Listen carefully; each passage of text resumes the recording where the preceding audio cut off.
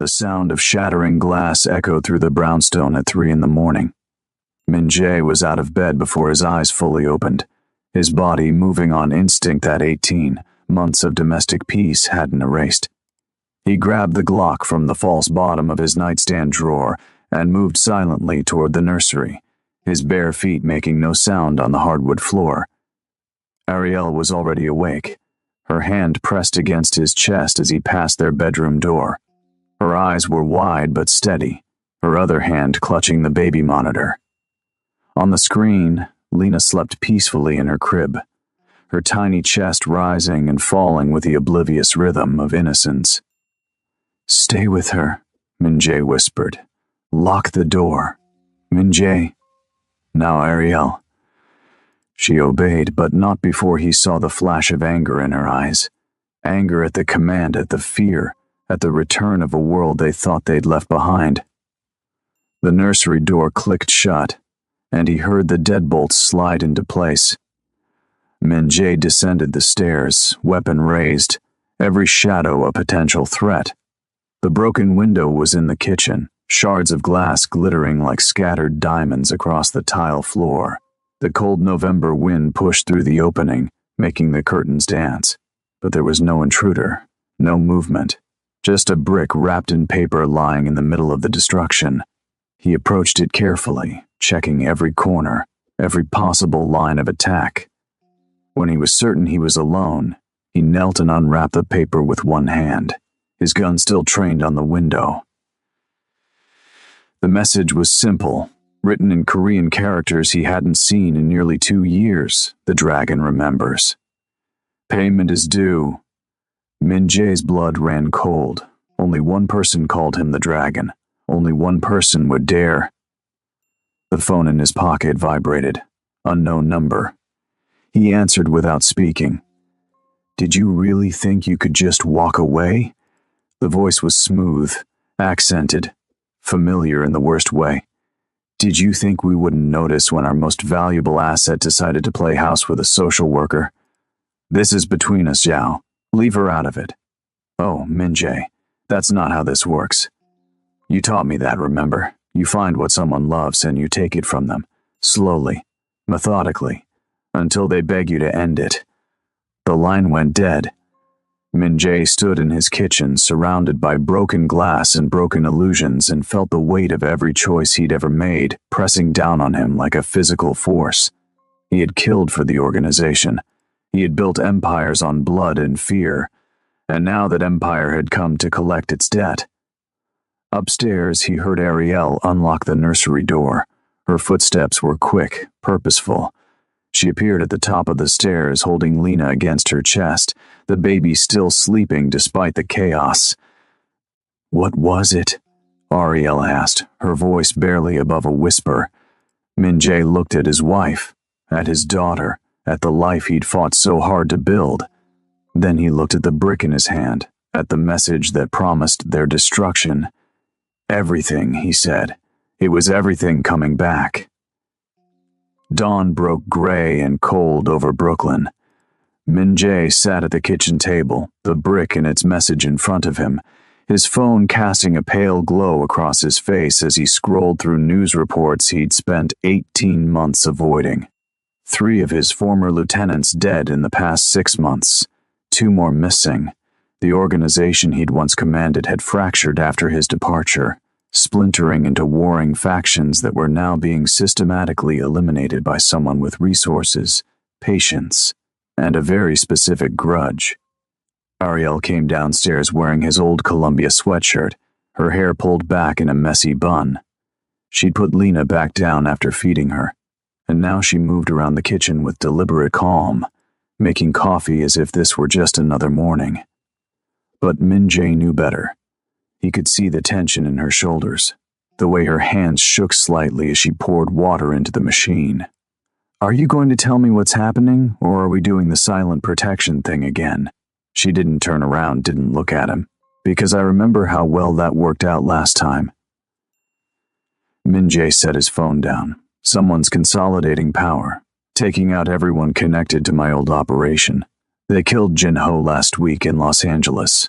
Made it look like a robbery. Marcus disappeared in Chicago 3 months ago. They found parts of him in the lake. Ariel's hand stilled on the counter. Parts. This is what we do, Ariel. What we did. When you want to send a message, when you want people to understand that resistance is futile, you don't just kill. You make examples. You make people afraid to even think about opposing you. She turned then, her eyes blazing. Don't you dare say we. You left that world. You chose differently. Did I? Or did I just pause? Because that brick suggests the world didn't leave me. Then unpause, Min-jae. She crossed the kitchen and sat down across from him, her hands flat on the table between them. Tell me everything. Not the sanitized version, not the I'm protecting you version. Everything. Who is Zhao? Why does he want you dead? What payment is he talking about? Min-jae studied his wife's face, seeing the determination there, the refusal to be sheltered or diminished. This was why he'd fallen in love with her in the first place, this core of steel wrapped in compassion. She'd stood in a hospital room 18 months ago and demanded truth, and she was demanding it again now. Zhao Wei was my partner. We built the New York operation together. I handled enforcement and expansion. He managed logistics and money laundering. When I decided to leave, I took something that belonged to both of us. Information, connections, leverage. I thought it would be enough to buy my freedom, to make sure no one came after us. But it wasn't. Apparently not. Min-jae reached for his coffee, more for something to do with his hands than because he wanted it. Zhao consolidated power after I left, absorbed the other factions. Now he controls everything from Boston to Miami. And he wants what I took. More importantly, he wants revenge. I embarrassed him by walking away. I made him look weak. Ariel was quiet for a long moment, processing. Then she asked the question he'd been dreading. What did you take from him? Account numbers. Offshore holdings.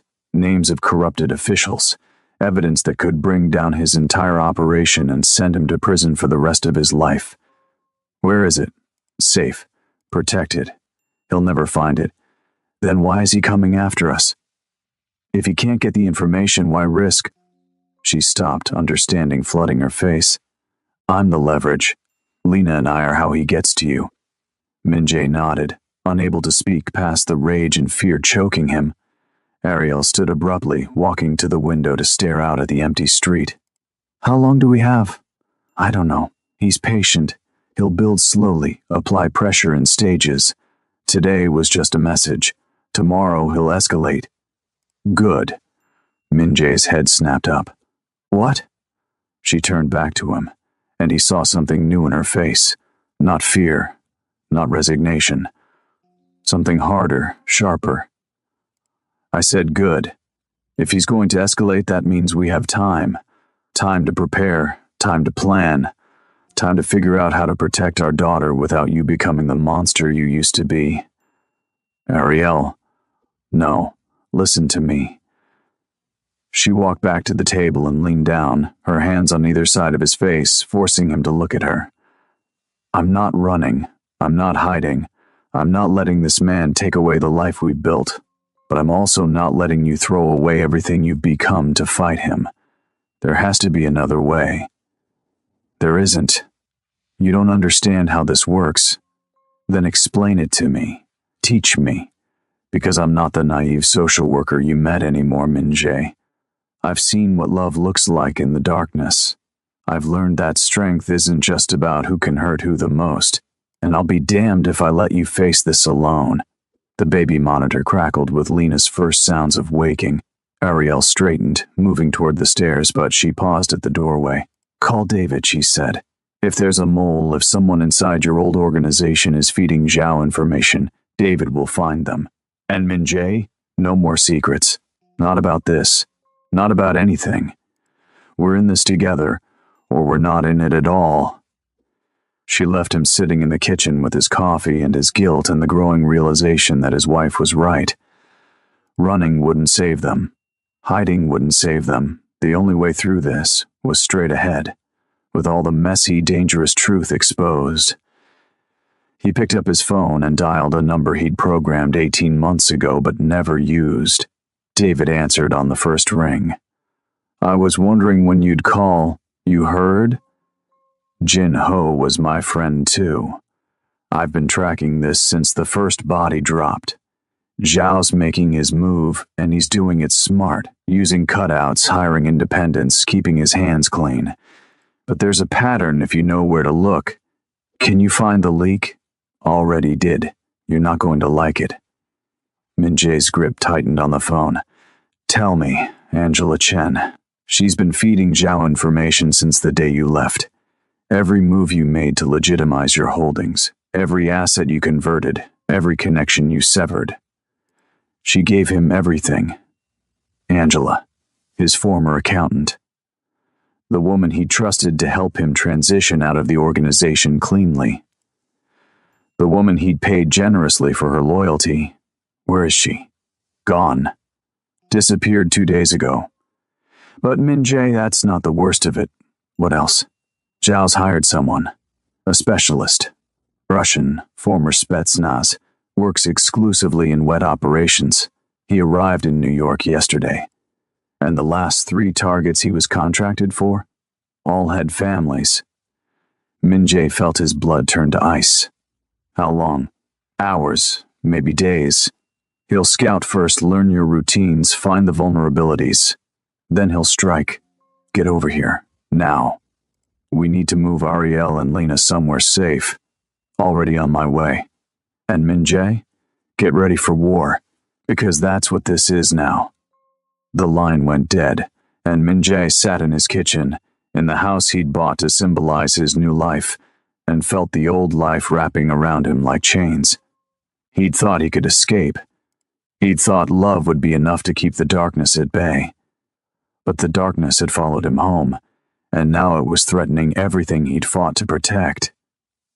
Upstairs, he heard Ariel singing softly to Lena, a lullaby about stars and dreams and all the beautiful lies parents tell their children about how safe the world is. Min-jae stood and went to the window, scanning the street for threats he knew were coming. And he made a decision. If Zhao wanted war, he would get war. But this time, Min-jae wouldn't fight alone. David arrived within the hour, bringing with him 2 men Min-jae recognized from his old life. Former military, loyal to a fault, the kind of people who understood that some fights didn't have clean solutions. They swept the brownstone for surveillance devices, finding 3 bugs and a GPS tracker attached to Ariel's car. The efficiency of the operation was chilling. "He's been watching for weeks," David said, laying the devices out on the kitchen table like evidence at a crime scene. "Every conversation, every movement.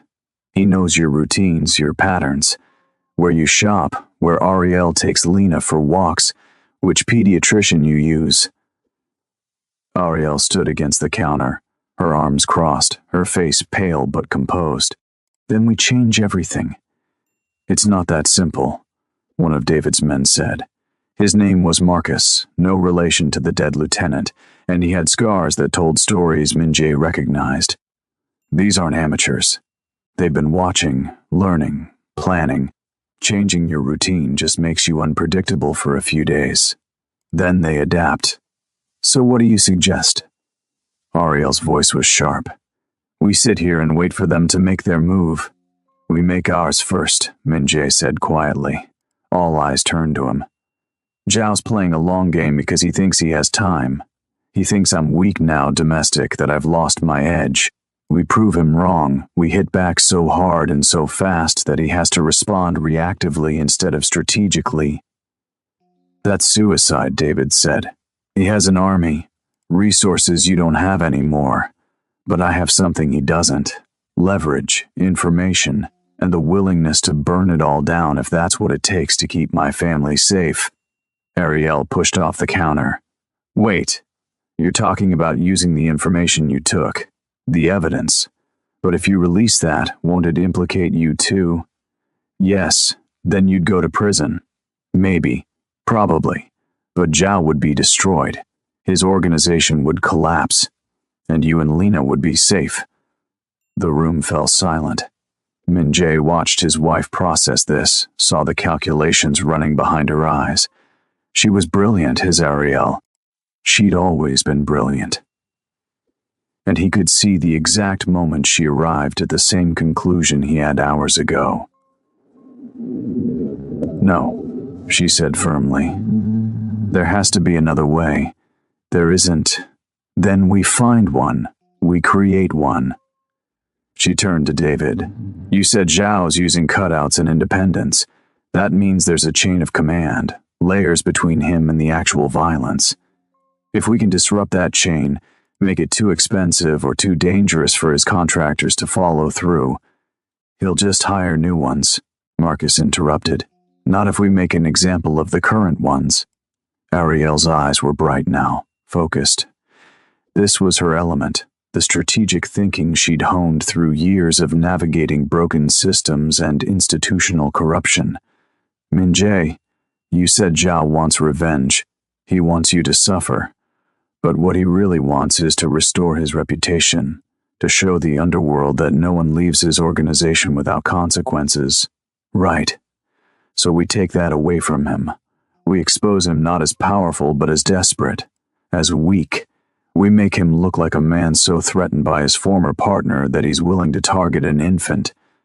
The underworld might accept a lot of things, but going after children?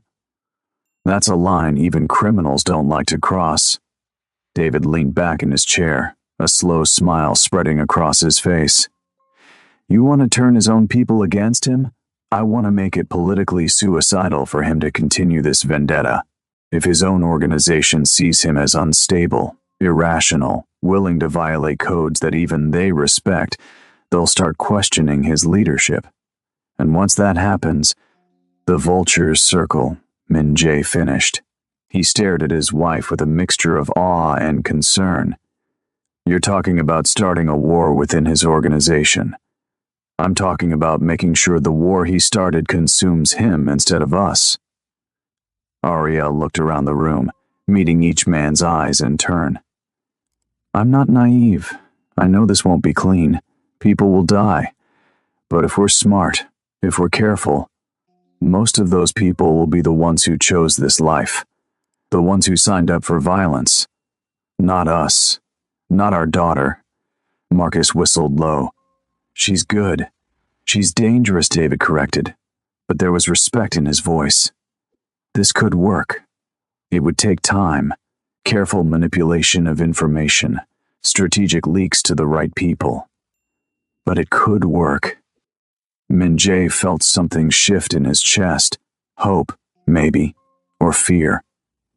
Or the terrible realization that his wife was becoming something he'd never wanted her to be, a player in a game where the stakes were measured in blood.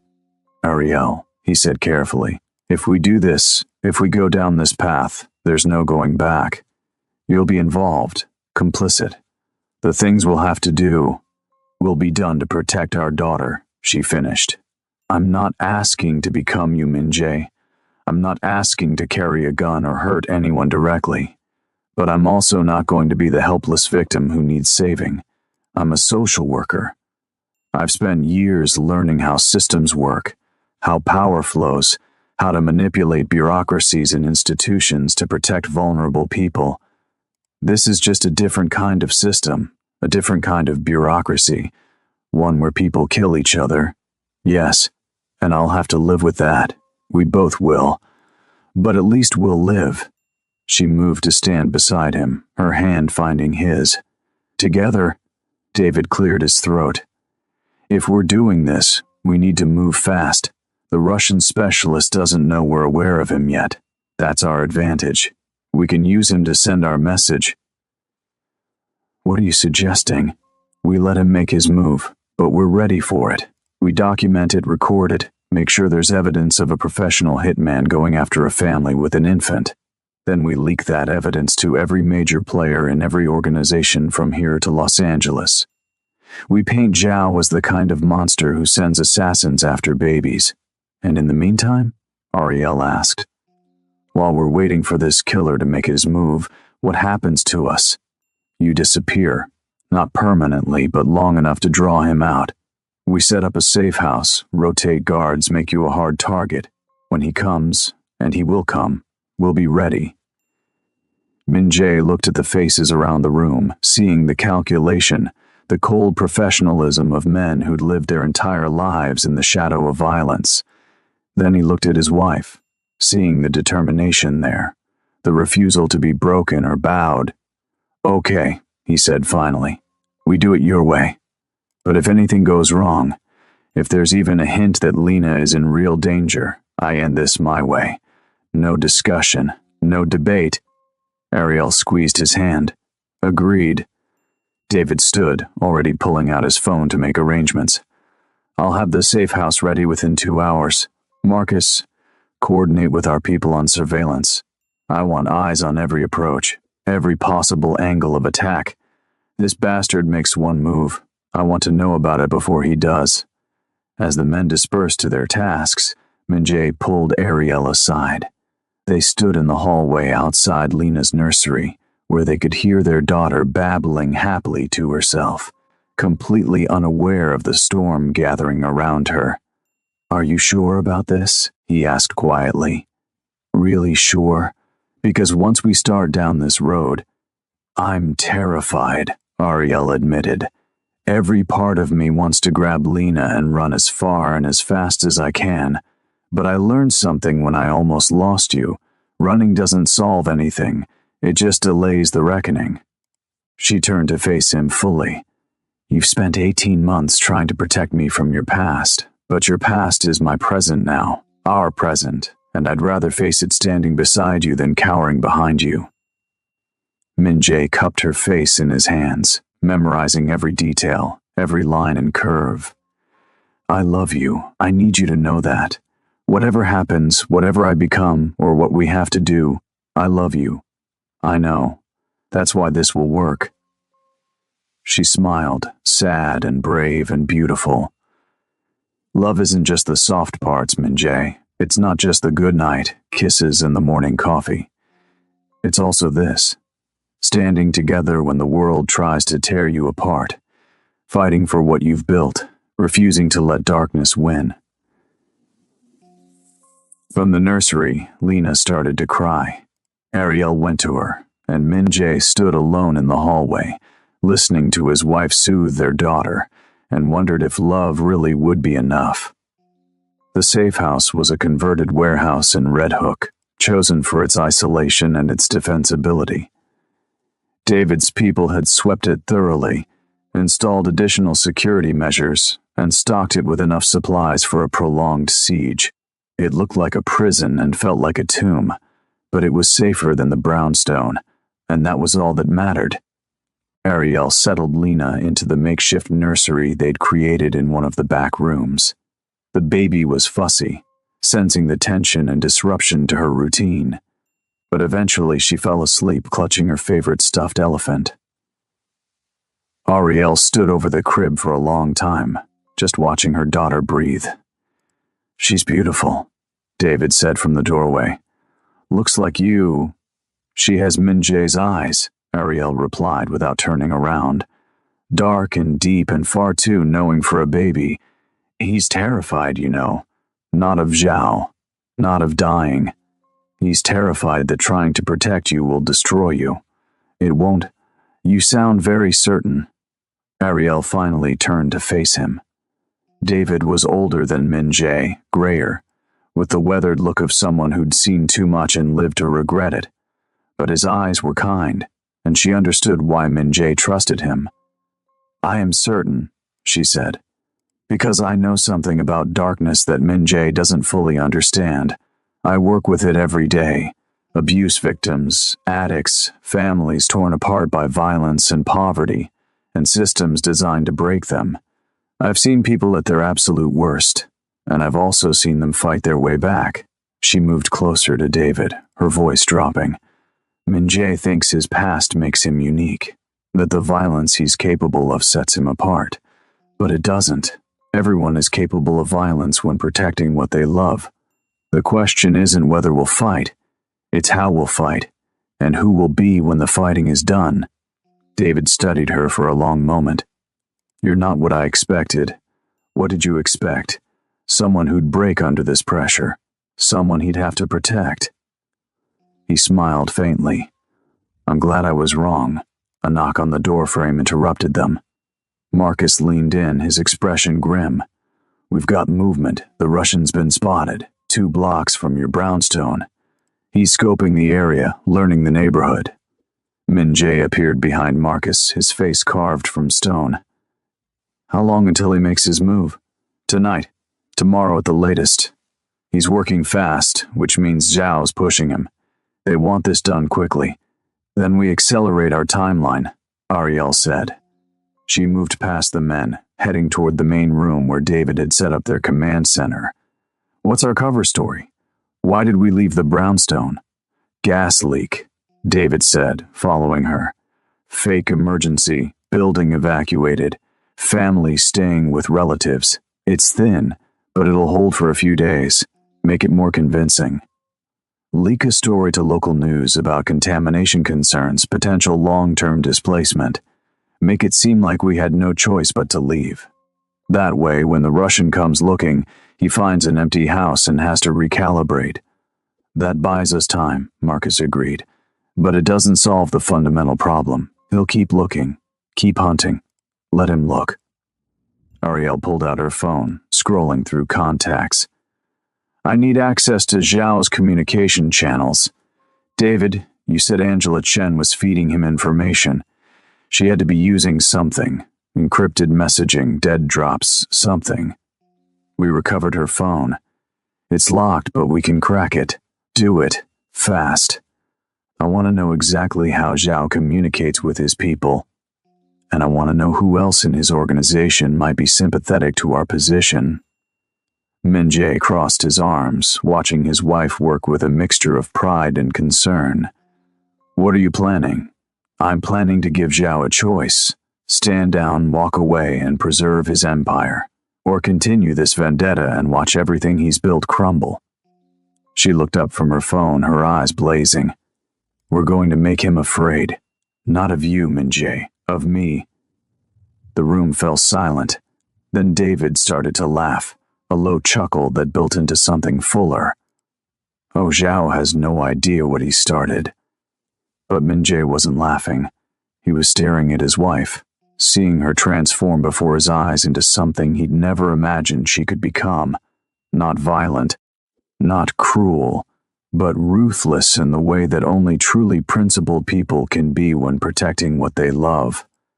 Ariel, he said softly, there's still time to stop this, to let me handle it the old way. The old way gets you killed or imprisoned. It leaves Lena without a father and me without you. No. She shook her head firmly. We're doing this my way, and if that changes me, if that costs me some part of my soul, then so be it. Because the alternative is watching my daughter grow up without her parents, and I won't accept that. She turned back to the laptop David had set up, pulling up files and data with practiced efficiency. And Min Jae realized that his wife had been preparing for this moment longer than he'd known. Every case she'd worked, every system she'd learned to navigate, every time she'd fought institutional corruption or bureaucratic indifference, she'd been building skills, arsenal, understanding. She'd been preparing to fight. The question was whether he could live with what she might become in the process. Angela Chen's phone revealed more than they'd hoped. Encrypted messages spanning 18 months, detailing every move Min Jae had made since leaving the organization. Bank transfers, property purchases, medical records from Ariel's pregnancy, photos of Lena's first days home from the hospital. He's been planning this from the beginning, David said, scrolling through the messages. The moment you left, he started gathering information, building his case, waiting for the right moment to strike. Why wait so long? Marcus asked. Why not move immediately? Because immediate retaliation would have been expected, Ariel answered, not looking up from her own laptop. Min Jae had contingencies in place, people watching his back. Zhao needed time for those protections to erode, for Min Jae to relax, to believe he was really free. Then, when his guard was down, when he had the most to lose, she gestured at the screen. Maximum impact. Maximum pain. Min-jae felt sick. Every moment of happiness over the past 18 months had been observed, documented, weaponized. His wedding, Lena's birth, quiet Sunday mornings with his family. All of it had been surveillance footage in Zhao's collection. "There's something else," David said, his voice tight. He pulled up a video file and Min-jae recognized the interior of his brownstone, his bedroom. Ariel sleeping, unaware of the camera watching her. When? Min-jae's voice was barely above a whisper, but it carried enough rage to make everyone in the room step back. 2 weeks ago. The bugs we found today were recent, but he's been inside your home before. Probably multiple times. I'm going to kill him. No. Ariel's hand shot out, gripping his wrist with surprising strength. No, you're not. Because that's exactly what he wants. He wants you to come after him in a rage, to make mistakes, to give him justification for escalating. We're not playing that game. He was in our home. He watched you sleep. I know. Her voice cracked, just slightly, revealing the fear beneath her control. I know, and I'm terrified. But I'm also angry. And anger, channeled correctly, is more powerful than rage. She pulled her laptop around, showing them what she'd been working on. This is Zhao's supply chain. Drug routes, money flows, key contacts in law enforcement and government. Angela was meticulous in her documentation, probably as insurance. We can use this. How? We leak it, not all at once, strategically. Start with the contacts who are most vulnerable, the ones whose careers would be destroyed by exposure. Give them a choice, cut ties with Zhao or face ruin. As his network crumbles, he becomes weaker, more isolated, less capable of mounting an effective operation against us. Marcus was nodding slowly. Death by 1,000 cuts. I like it. But it takes time, Min-jae objected. And we don't have time. The Russian is out there right now, planning how to kill my family.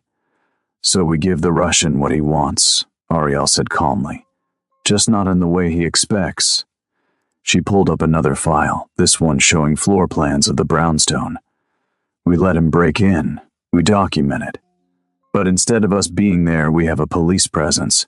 SWAT, detectives, the works. Make it look like we're working with law enforcement, that we've turned state's witness against Zhao. The Russian gets caught, and in the process, we publicly link him to Zhao's organization. That's brilliant, David breathed. Zhao loses his shooter, faces potential investigation, and looks incompetent for hiring someone who got caught so easily. Meanwhile, Ariel continued, we start our information campaign. Leak to the right journalists, the right investigators. Frame it as a story about organized crime targeting innocent families. Make sure Lena's face is in every article. A 3-month-old baby, terrorized by the Mafia. The public pressure alone will force investigations that Zhao can't control or contain. Min-jae stared at the screen, seeing the pieces fall into place. It was elegant, sophisticated. Everything his old approach wasn't. Instead of meeting violence with violence, they were meeting it with something far more dangerous. Exposure. There's risk, he said finally. If we involve the police, if we go public, some of that exposure will fall on me too. My past, my crimes. I know. Ariel met his eyes steadily. And we'll deal with that. Together. But the difference is, your crimes are in the past. You've left that life. You have evidence of trying to change, to build something legitimate. Zhao doesn't. He's still operating, still profiting from violence. The narrative will favor us if we play it right. And if we don't play it right, then we lose everything. She stood, moving to the window to stare out at the dark water of the harbor. But we're going to lose everything anyway if we don't fight. At least this way, we fight on our terms. We make them react to us instead of the other way around. David pulled out his phone. I'll make some calls, get the police set up for tonight. It'll take some convincing, but I know people who owe me favors. I'll coordinate the media leaks," Marcus added. "I've got contacts in journalism, people who specialize in investigative pieces on organized crime." Min Jae watched them disperse to their tasks, leaving him alone with Ariel. She was still staring out the window, her reflection ghostly in the glass. "Are you okay?" he asked quietly. "No." She didn't turn around. "I'm terrified. I'm angry. I feel violated and manipulated, and I want to scream until my throat is raw, but I can't afford to fall apart right now. Lena needs me strong. You need me strong, so I'll process it later, after this is over, after we're safe." "Ariel, do you remember what you asked me in the hospital? After you were shot, after everything came out about your past?" Now she did turn, and he saw tears tracking down her face. "You asked me if I could live with the violence, if I could accept what you'd been. I remember. I'm asking you the same question now. Can you live with what I'm becoming? Can you accept that protecting our daughter is changing me into someone harder, someone more ruthless? Because I need to know, Min Jae. I need to know that when this is over, you'll still look at me the way you're looking at me now." He crossed the room in 3 strides, pulling her into his arms. "I fell in love with your strength, your refusal to be broken or diminished. That hasn't changed. That will never change, even if I become someone who destroys people. Because that's what we're doing. We're destroying Zhao, his empire, his reputation, possibly his life. And I'm the one planning it. You're protecting our family. That's not the same as being cruel. It's not the same as what I was, isn't it?" She pulled back to look at him. "How many people did you hurt because you told yourself it was necessary? How many times did you justify violence because you convinced yourself the ends justified the means?" The question hung between them, sharp and painful. Because she was right. Every decision he'd made, every line he'd crossed, had started with justification, with necessity, with the belief that he was doing what had to be done. "The difference," he said slowly, "is that you're giving them a choice. You're offering Zhao a way out. If he takes it, if he walks away, no one else has to die. I never gave anyone that choice. I just acted. And if he doesn't take the out, if he doubles down, then we finish what he started. Together." She nodded, seeming to accept this. They stood there for a moment, holding each other in the dimness of the safe house, listening to their daughter sleep in the next room. It felt like the eye of a hurricane, this moment of calm before everything changed. "I'm going to check on Lena," Ariel said finally, pulling away. "Then I'm going to help David with the police coordination. We'll need to make sure the story is airtight." She left him standing by the window, and Min Jae found himself thinking about choice, about the moment his own life had diverged onto the path of violence. He'd been young, angry, convinced that the world had wronged him, and that he had every right to wrong it back. But Ariel had never had that anger. She'd built her life on helping people, on believing in redemption and second chances. Now he was watching that belief system collide with reality, watching her learn that sometimes, no matter how much you want to save everyone, you have to choose your family or theirs, your future or someone else's. He wondered if she would ever forgive herself for making that choice, or if, like him, she would carry the weight of it for the rest of her life. For his phone buzzed, a message from David. "Police are set. Russian made contact with the Brownstone security system 30 minutes ago. He's testing defenses. We estimate he'll move in the next 6 hours." PR Min Jae typed back, "Ready when you are." Then he went to find his wife, because whatever happened next, they would face it together. The operation went exactly as planned, which Min Jae knew from experience meant it was about to go catastrophically wrong. The Russian, whose name they'd learned was Viktor Sokolov, approached the brownstone at 2 a.m, moving with the practiced ease of someone who'd done this hundreds of times. He disabled the alarm, not knowing it was a dummy system, that the real security had been disabled hours ago. He picked the lock, not knowing that the door would open easily because they wanted him inside. He moved through the house, not knowing that every step was being recorded by hidden cameras the police had installed earlier that day.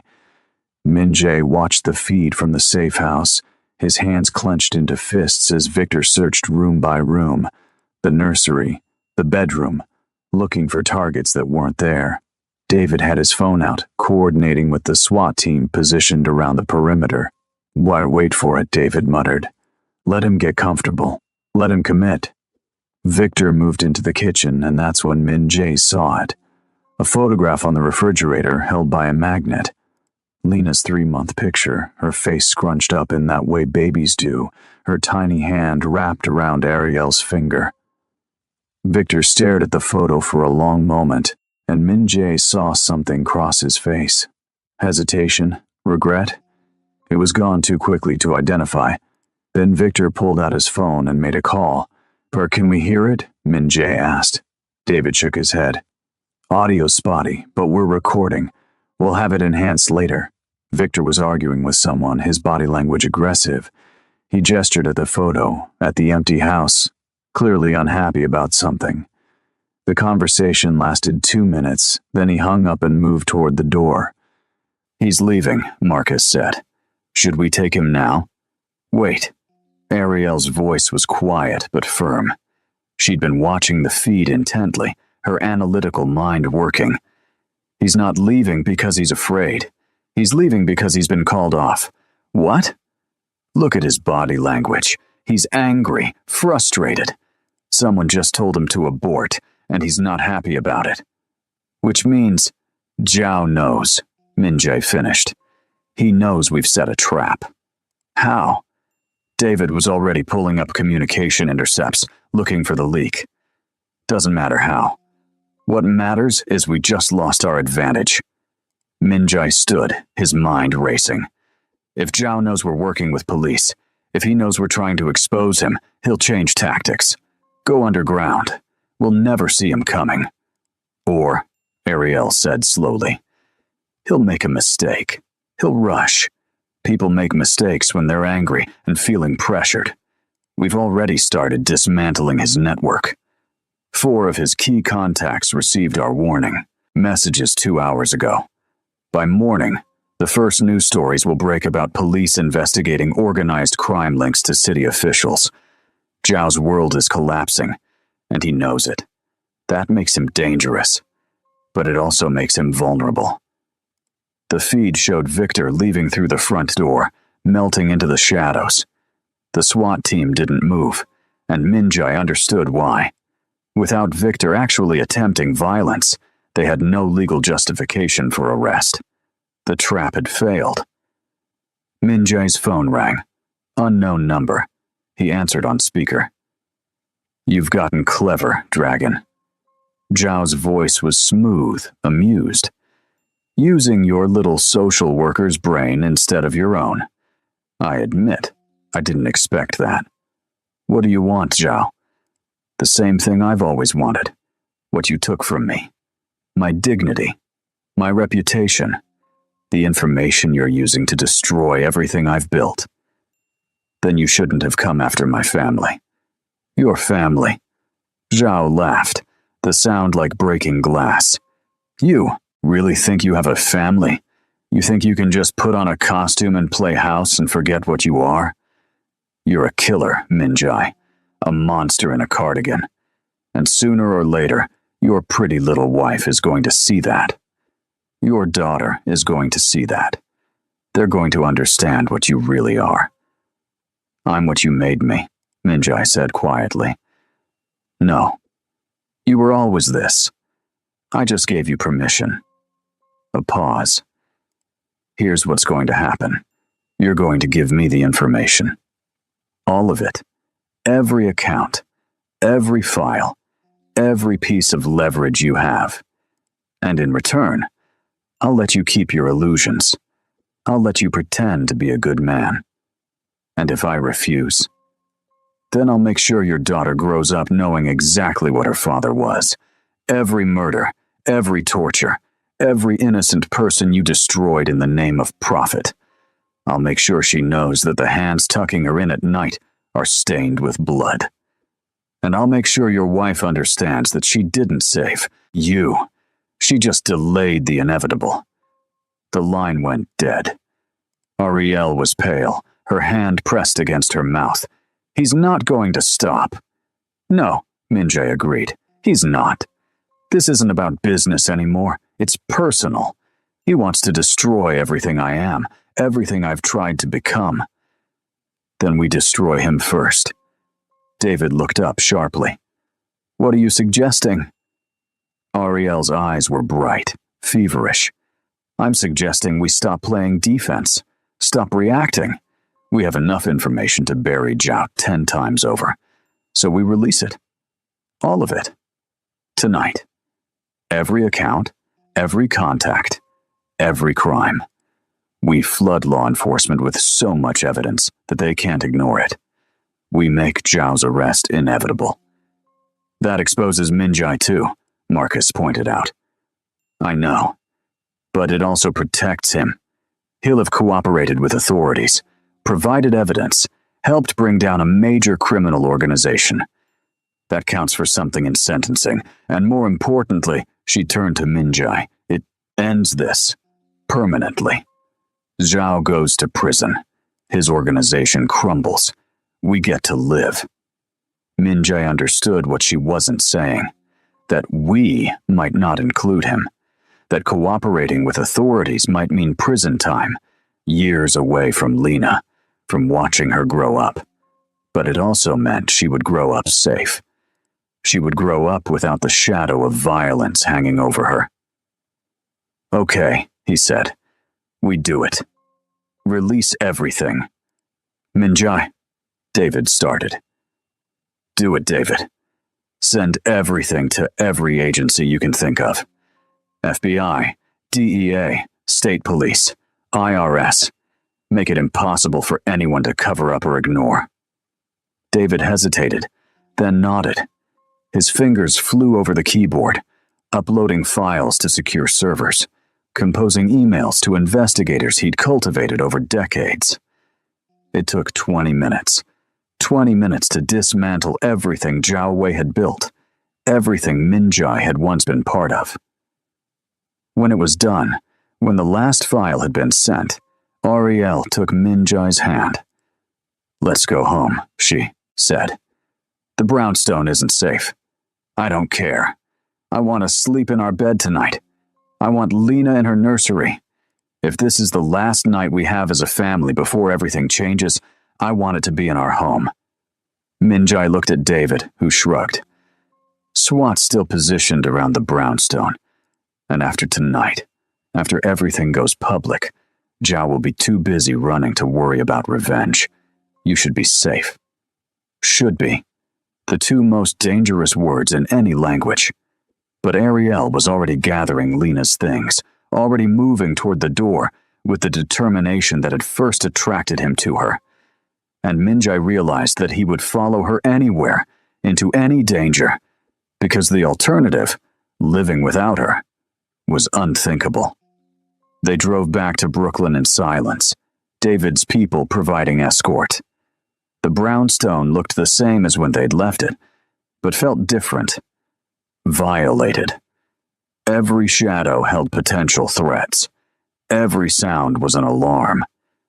But Ariel moved through the house with confidence, checking locks, closing curtains, settling Lena into her crib as if this were just another night. As if their world wasn't about to explode around them.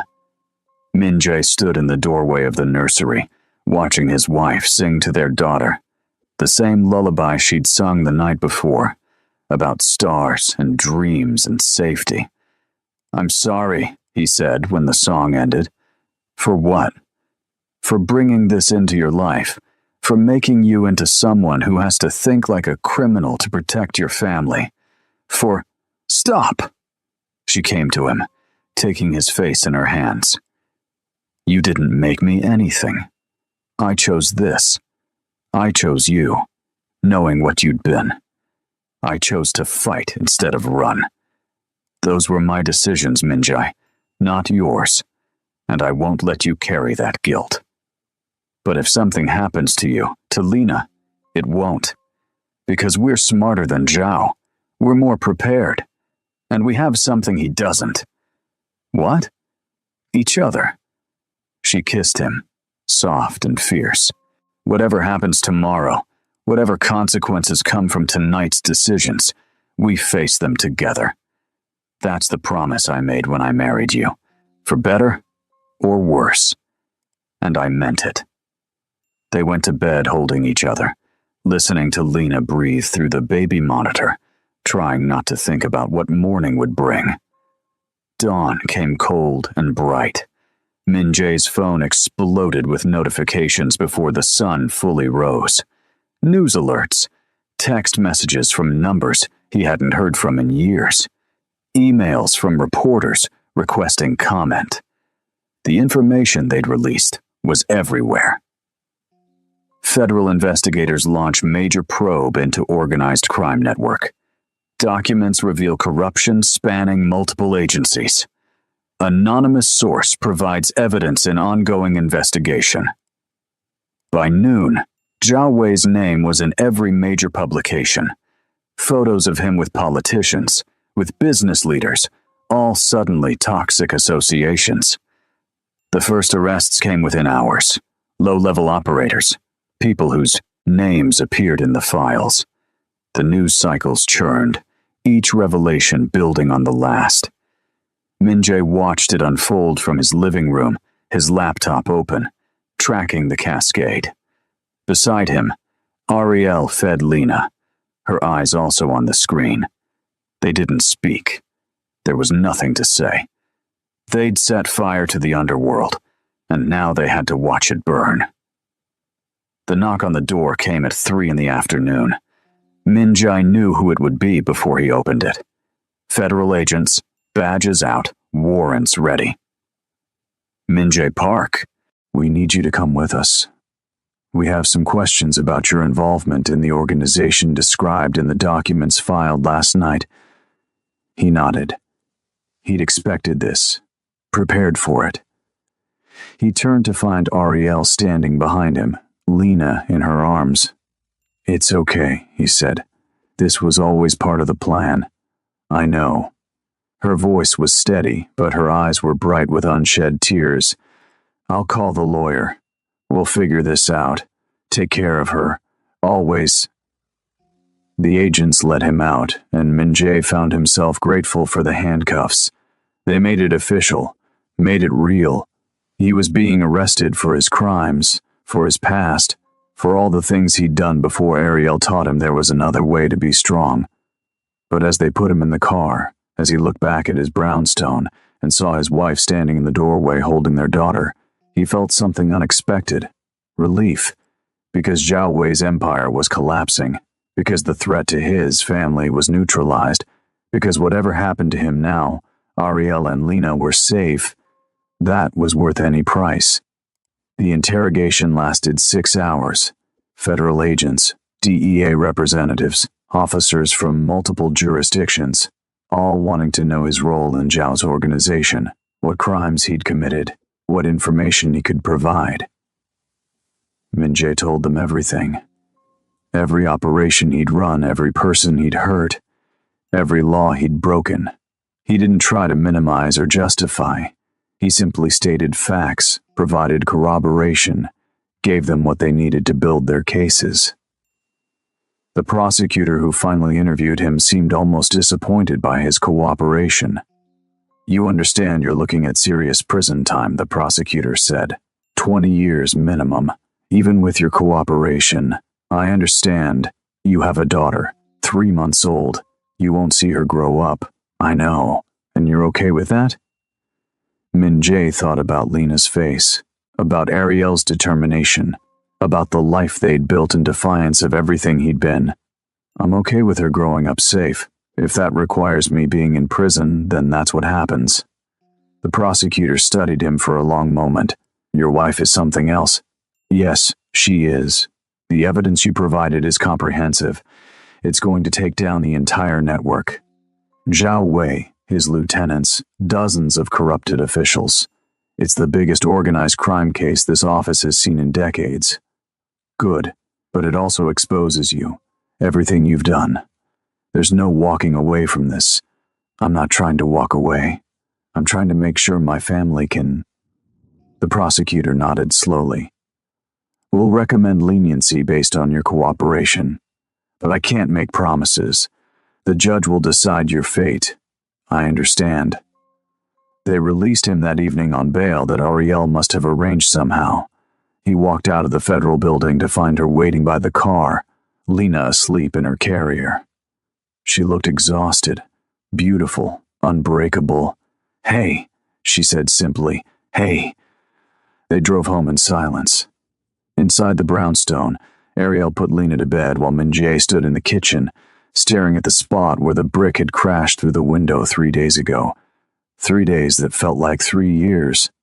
"David called," Ariel said, coming down the stairs. "Zhao's been arrested. They found him trying to flee to Singapore. He'll be extradited back to face charges. It's over then. This part is." "But Min-jae," the prosecutor said. "I know what they said. 20 years, minimum. It's what I deserve. It's not what you deserve. You've changed. You've built a new life. That should count for something." It does. It counts toward Lena growing up safe. It counts toward you not having to look over your shoulder every day. That's enough. Ariel's composure finally cracked. She sank onto the couch, her hands covering her face. "It's not enough. It's not fair. You were trying to protect us. You cooperated. You helped take down an entire criminal network, and your reward is prison?" Min-jae sat beside her, pulling her close. "My reward is knowing you're safe. Knowing Lena will grow up without this shadow hanging over her. If I have to pay for my past to secure her future, that's not punishment. That's privilege. I can't do this without you." "Yes, you can. You've already proven that. These last few days, the way you fought, the way you planned and strategized and refused to break. Ariel, you're stronger than you know. Stronger than I ever was. But I don't want to be strong without you." He held her while she cried, while the weight of everything they'd faced finally broke through her defenses. Lena stirred in the nursery, and Ariel went to her, maternal instinct overriding grief. Min-jae listened to her soothe their daughter and tried to memorize the sound. The trial date was set for 6 months out. In the meantime, Min-jae existed in a strange limbo. His passport was confiscated. He wore an ankle monitor. He was allowed to stay with his family, but always with the knowledge that prison waited at the end. He used the time well. Mornings with Lena, teaching her to smile, to laugh, to recognize his face. Afternoons helping Ariel as she returned to work, trying to rebuild some normalcy. Evenings talking about everything and nothing, storing up memories against the lean years ahead. Zhao Wei's trial was faster. He had no cooperation to offer, no redemption arc to plead. The evidence was overwhelming. He was sentenced to life without parole, and Min-jae felt something close to satisfaction when he heard the news. His own trial was quieter. The prosecution laid out his crimes in clinical detail. Murder, racketeering, extortion. The defense argued cooperation, rehabilitation, the birth of his daughter as a turning point. The judge listened to it all with an impassive expression. Ariel testified. She spoke about the man Min-jae had become, about his efforts to leave his past behind, about the love he showed their daughter every day. Her voice never wavered, but Min-jae could see the cost of every word. The sentencing came on a Tuesday. 12 years, with possibility of parole after 8. Less than the prosecutor had warned, but still an eternity. Still most of Lena's childhood. Still years of missing milestones, of seeing his daughter through glass and limited phone calls. Min-jae turned to look at Ariel as the sentence was read. She was crying silently, her hand pressed against her mouth. But she also nodded, They'd known this was coming. They'd prepared as much as anyone could prepare for their family being torn apart. "I love you," he mouthed. "I love you too," she mouthed back. He was taken into custody immediately. No time for goodbyes, no time to hold his daughter one more time. Just the cold efficiency of the justice system, turning him from a person into a number. But as they led him away, Min-jae looked back one last time. Ariel was standing, Lena in her arms. His wife, his daughter. Safe, alive.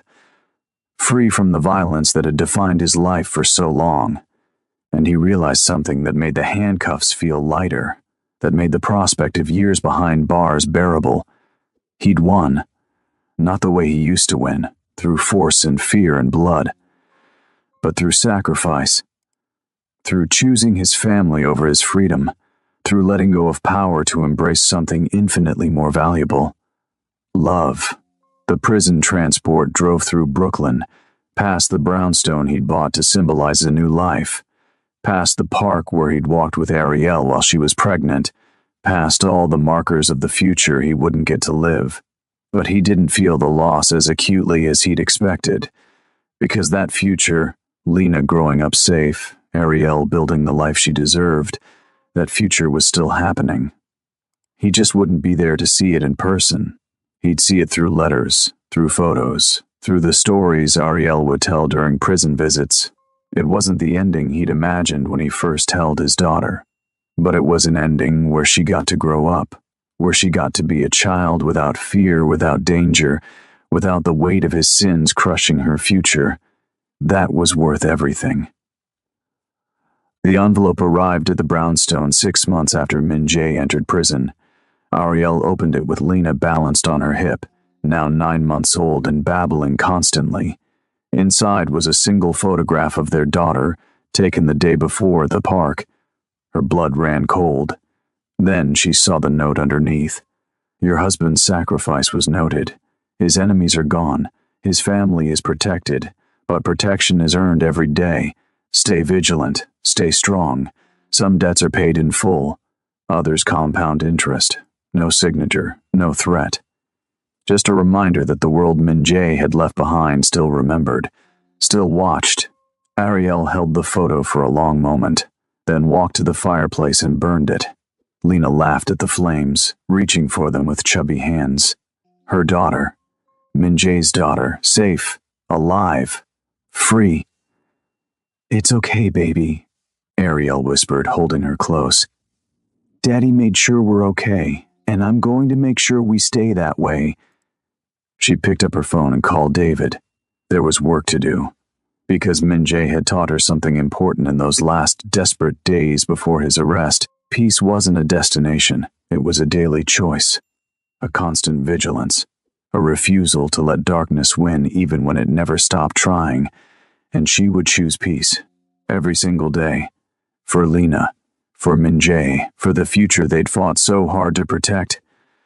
The photograph burned to ash, the threat dissolved with it, and Ariel smiled, fierce and determined and unbreakable, because love wasn't just the soft moments, it was also this, standing watch, staying strong, refusing to surrender, and she would never, ever surrender.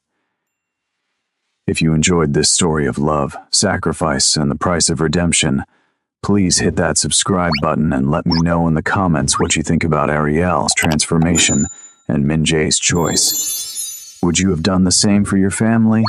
Like this video if you want to see more complex stories about the cost of leaving violence behind. And don't forget to turn on notifications so you never miss what happens next in this saga. Thank you for watching until the end. Your support means everything.